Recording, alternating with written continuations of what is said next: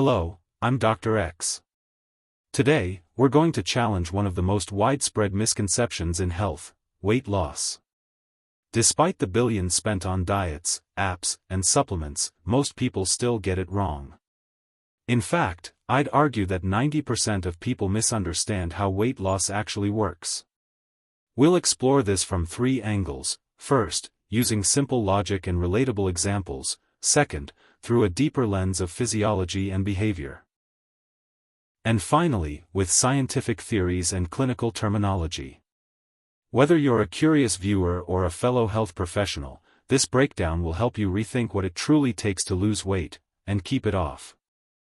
Let's start with the basics, simple logic and everyday examples to show why so many get weight loss wrong. Imagine weight loss like maintaining a car. If you only fill it with cheap gas and never service it, it'll break down eventually. Similarly, 90% of people chase quick fixes, like crash diets promising 30 pounds in 30 days, thinking it'll solve everything. But logically, if something sounds too good to be true, it probably is. Take fad diets, for example. You cut out carbs entirely, drop weight fast from water loss and muscle, but as soon as you eat normally again, the pounds return, often with extra. It's like squeezing a balloon: air shifts but doesn't disappear.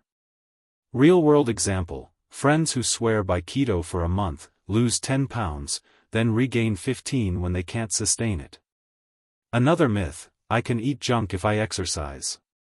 Logically, no, you can't outrun a bad diet. Burning 500 calories on a treadmill is tough, but eating a burger undoes it in minutes. Or the idea that low-fat foods are magic, that fat-free yogurt.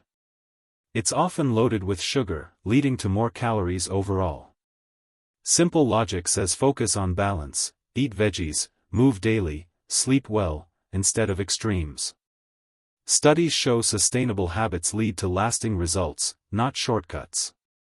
If 90% fail, it's because they ignore this. Weight loss isn't a sprint, it's a lifelong habit tweak. Now, let's deepen this with physiology and behavior. Your body isn't a simple machine, it's a complex system fighting change. Physiologically, when you cut calories drastically, your metabolism slows, like turning down a thermostat to save energy, making further loss harder. Behaviorally, 90% overlook habits: stress eating, poor sleep disrupting hunger hormones, or social cues like portion sizes at restaurants. For instance, chronic dieters often yo-yo because restriction leads to binges. Your brain craves what you deny, per behavioral psychology. Physiologically, muscle loss from undereating reduces calorie burn at rest. That's why strength training matters, preserving muscle while shedding fat. Consider sleep: skimping on it raises cortisol, promoting belly fat storage, and boosts ghrelin, making you hungrier. Behaviorally, tracking food mindfully beats rigid counting. Apps help, but obsession backfires. Real example: patients who succeed swap soda for water, walk 10,000 steps, and meal prep, creating routines that stick. But many fail by ignoring mindset. Emotional eating from boredom or anxiety derails progress. Physiologically, gut health plays a role. Fiber-rich diets foster good bacteria, aiding satiety. Overall, 90% miss that weight loss is 80% behavior change, 20% physiology tweaks. Build habits like mindful eating to outsmart your body's defenses. Finally, for a rigorous view, let's delve into scientific theories and clinical jargon. The set point theory posits your body defends a genetically influenced weight range, regulated by hypothalamic feedback loops involving leptin and ghrelin. Leptin, secreted by adipocytes, signals satiety to the arcuate nucleus.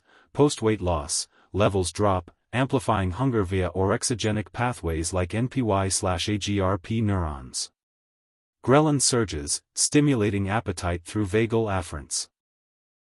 Metabolic adaptation compounds this. Resting energy expenditure, RE, decreases beyond predicted from fat-free mass loss, per FFM-adjusted models, due to thyroid hormone downregulation, T3/T4, and sympathetic nervous system attenuation.